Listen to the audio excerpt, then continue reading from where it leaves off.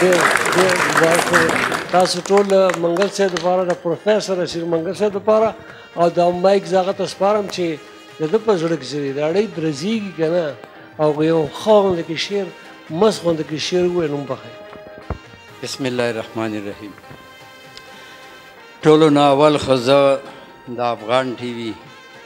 روحي روان سید عدنان شاه باچا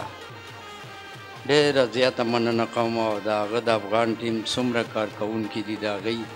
مننه کوم چې څومره د دې صوبې خلکو چې څومره ایوارډونه اخیستي د هغوی په درناوي کې دا غونډه را جوړه کړې ده. د افغان ټي وي یو خپل منفرد حیثیت دی پښتو ژبې ادب او ثقافت دپاره یوې مدې نه چې کوم کار کوي په هغې کې دویمه خبره نشي کېدی. دا په لومبي ځل زه دا کریډټ هم افغان ټي وي ته ځي چې دې په ادبي پروګرامونه کوي په مختلف د څومره اصناف چې دي د پښتو ژبې او ادب په هغې باندې انیب خلیل صاحب او شهاب عزیز چې کوم پروګرامونه کوي نو دا خو ډېر په میډیا باندې ډېر دغسې د ادب پروګرامونه کېږي خو د دې یو ځانګړتیا او انفرادیت دا دی چې هغه ټول پروګرامونه بیا دوی په ریټن فارم کې راوستو نو دا ډېر لوی خدمت دی او زه یې ستاینه کوم. او نور لایق زاده صاحب خو یقینا چې ده خو 30 کاله وي زه یم چې 40 کالونه به زما او د ده ملګرتیا وي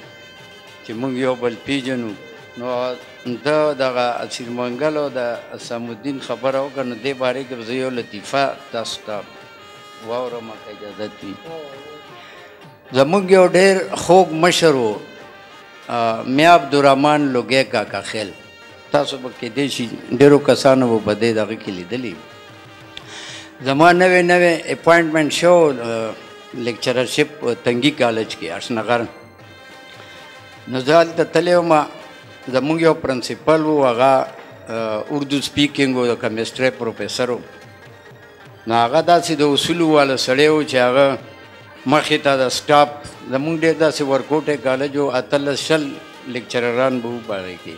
نو هغې هغه سټاف ممبرز ټول ایښي وو ځان ته چې څوک به راغی تپوس پې وکړئ پلاني پروفیسر سره میلاوي نو هغه به ډپارټمنټ وکتو او کس پې وکتو او بیا به کس ورپسې ولېږلو. نو لوګی صاحب راغلی دی مازدیګر خو په کالج کې څوک نه وي خو خیر زموږ یو ملګری و هغه ورله شپه ورکړې سار چې دی راغلی دی اوس په سټاف روم کې ناست دی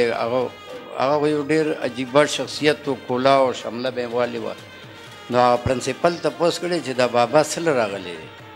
نو هغې ورغلي دي چې بابا څه کار دی هغه وایي چېره زه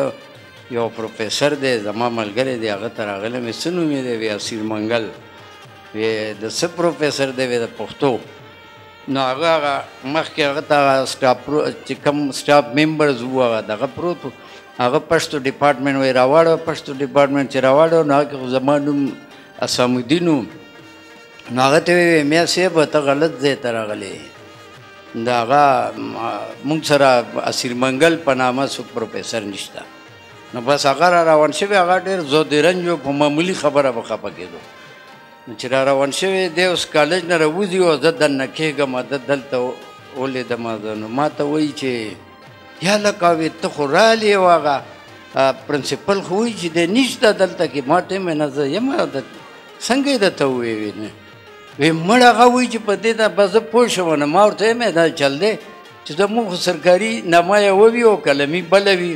نو ښه ما ته ویوي چې دا منافقت ته موږ سره کوې هغې ته یو نوم ښیي او موږ ته د بل نوم ښولی دی نو دا هغسې دغه موږ سره کېږي که د بل هر چا سره کېږي. زه یو ځل بیا د افغان ټي وي د سید عدنان شاه باچا او د خپل خوږ ملګري بلکې اوس زما دروند مشر دی چیرمین دی زموږ لارښود دی او رښتیا خبره وي چې موږ ډېر څه زده کړي دي په ریډیو کې نو ډېر یو لوی نوم دی زه ډېره زیاته مننه کوم لایق صاحب.